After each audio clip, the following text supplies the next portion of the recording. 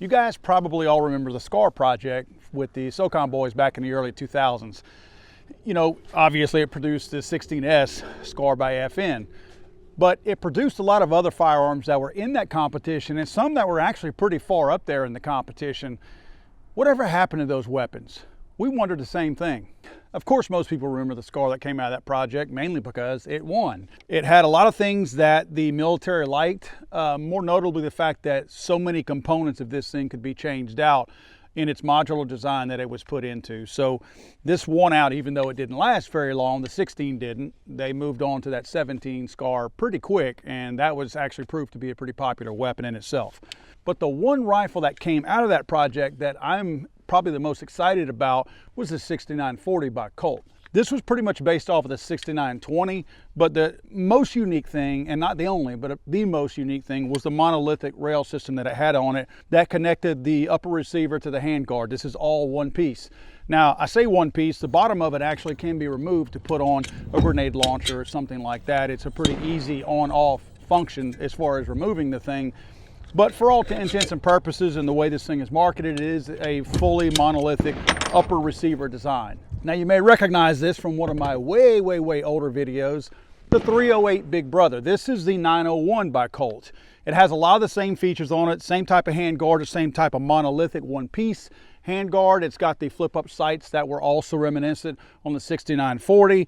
This one actually is a little bit older model. This is a production model of the 6940 that I have, and it's relatively new, where this 901 is a little bit older. It's got the old Veltor buttstock on it and some of the other features on here that were definitely standard on more of the law enforcement style versions of the 6940 and the 901. The 901, this is one of my babies. This actually is a very unique rifle in that it actually you can put a block on here and change this thing out to different calibers. Very unique function as far as the compatibility and where the military was looking to go at that time as far as modularity and being able to change calibers and use varying calibers in one platform. When the 6940 was competing with the SCAR 16, these two guys ran neck and neck. In fact, this one is the DI system, the direct gas system, and there was a piston system also that Colt was putting up, and those two systems ran neck and neck with the SCAR 16. Again, the military just preferred the modularity,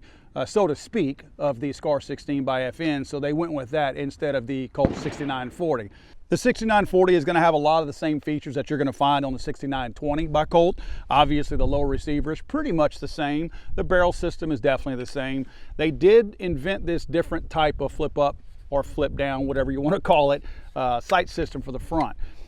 Originally, this sight just had a D10 on it, and you could either fold it up or fold it down, but there were some minor complaints by law enforcement that people had been able to hit it and knock it down. So they put this little, I guess you could call it a switch, up towards the front that allow you to actually lock it in place and unlock it whenever you're folding it back down. This particular model has a rear sight by Magpul, but there was a Matex sight that actually went out originally with this 6940 that the look of it was a little bit more cumbersome and not as streamlined as this Magpul, but I like that particular sight a whole lot better. That went out mostly on the law enforcement editions of the 6940. Obviously, one of the benefits of having this monolithic one-piece system is that it is a true free-floating handguard. There's nothing that comes in contact with the barrel, and that barrel is simply floating inside there, and it's a beautiful thing as far as accuracy. The 6940 is very well known for its accuracy. The rifle does have a quick detach point up front. It comes with its own sling and one quick detach on it.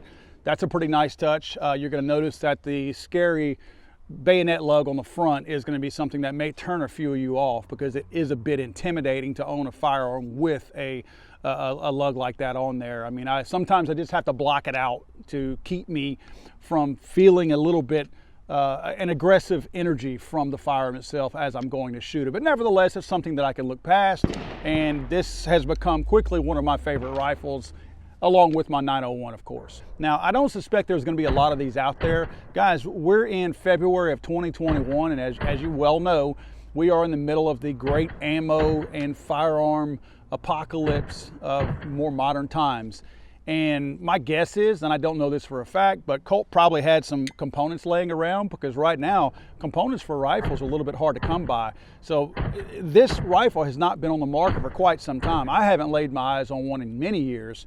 So my guess is there probably some components they had laying around. They figured we can't make anything else, let's make some 6940s. So you might want to go out and get you one while you can, because these are truly a nice firearm, and they are Colt made. Of course, you know CZ is buying out Colt. So this may be one of the last production model Colts that you're going to find by a Colt American-owned company out there. Not a knock against CZ, just kind of the nature of knowing that you've got something, one of the last that rolled off the assembly line under the true Colt-owned name.